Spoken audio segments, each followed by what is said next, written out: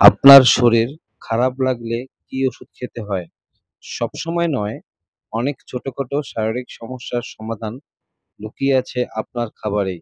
আজকের ভিডিওটিতে আমরা জানবো ১২ টি সাধারণ সমস্যা হলে কি খেলে আপনি আরাম পাবেন। এগুলো শুধু ঘরোয়া খাবার কিন্তু উপকারিতা বিশাল। চলুন এক করে জেনে নিই।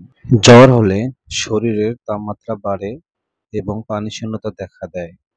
এই সময় ডাবের পানি একদম আদর্শ। এটি শরীরকে ঠান্ডা রাখে এবং হাইড্রেশন ফিরিয়ে আনে। ডাবের পানিতে আছে ইলেক্ট্রোলাইট যা জ্বরের সময় দারুণ উপকারী। ২ হচ্ছে আনারস। আনারসে থাকে প্রোপ্লানাইন নামক একটি এনজাইম যা কফ কমাতে সাহায্য করে। কাশি হলে অল্প করে আনারস খাওয়া যেতে পারে। বিশেষ করে গলা ব্যথা থাকলে এটি আরাম দেয়, তবে খালি পেটে খাওয়া উচিত নয়। ৩. মাংসপেশির ব্যথা। টার্স চেরি ব্যায়াম করার পর মাংসপেশিতে ব্যথা হলে টার্স চেরি হতে পারে প্রাকৃতিক সমাধান। এতে আছে অ্যান্টিঅক্সিডেন্ট ও অ্যান্টি ইনফ্ল্যামেটরি উপাদান। ১ গ্লাস টার্স চেরি জুস খেলে অনেক সময় ব্যথা কমে যায়। ৪. সর্দি জ্বর হলে গরম গরম হাড়ের স্যুপ শুধু পেটের আরাম নয় বরং রোগ প্রতিরোধ সহায়ক। এতে থাকে জিঙ্ক, অ্যামিনো অ্যাসিড, কোলাজেন যা শরীরের শক্তি ফোরায়। সর্দি লাগলে দিনে একবার গরম স্যুপ অনেক আরাম দেয়। ৫. ইমিউনি সিস্টেম দুর্বল হলে মাশরুমে থাকে বিটা গ্লুকন যা শরীরের প্রতিরোধ ব্যবস্থাকে শক্তিশালী করে। নিয়মিত মাশরুম খাওয়া গেলে ভাইরাস বা ব্যাকটেরিয়া বিরুদ্ধে লড়াই করার ক্ষমতা বাড়ে।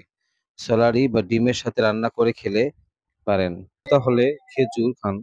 শরীর দুর্বল ও ক্লান্ত লাগলে খেজুর হতে পারে তাৎক্ষণিক শক্তির উৎস। এতে প্রাকৃতিক চিনি বা ফাইবার আছে যা শরীরকে তাড়াতাড়ি চাঙ্গা করে। রোজ সকালে ২ থেকে ৩টি খেজুর খাওয়া ভালো।